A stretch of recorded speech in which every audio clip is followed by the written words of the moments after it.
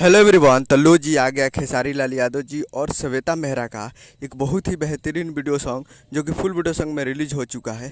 और इस गाने को लिखे हैं अखिलेश कश्यप जी और दीपक मतलबी जी, दो मिलकर इस गाने को लिखे हैं। और इसमें म्यूजिक है गोलू गुलजार जी का।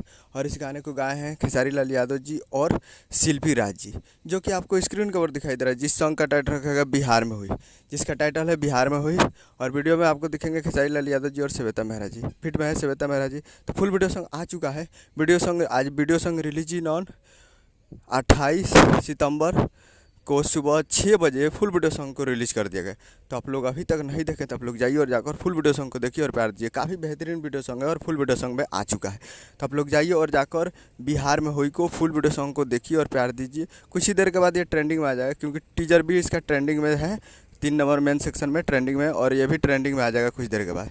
तो जाइए और जाकर इसे Khesari music world Bhojpuri YouTube channel पर फुल वीडियो सॉन्ग को जाकर देखिए और प्यार दीजिए। उम्मीद करो कि वीडियो अच्छा लगा तो चैनल को सब्सक्राइब बेल आइकन पर, ताकि इससे खेसारी लाल यादव जी के लेटेस्ट न्यूज लाते रहे। वीडियो अच्छा लगा तो वीडियो को लाइक कीजिए। मिलता है अगले वीडियो में, तब तक के लिए जय हिंद जय भोजपुरी।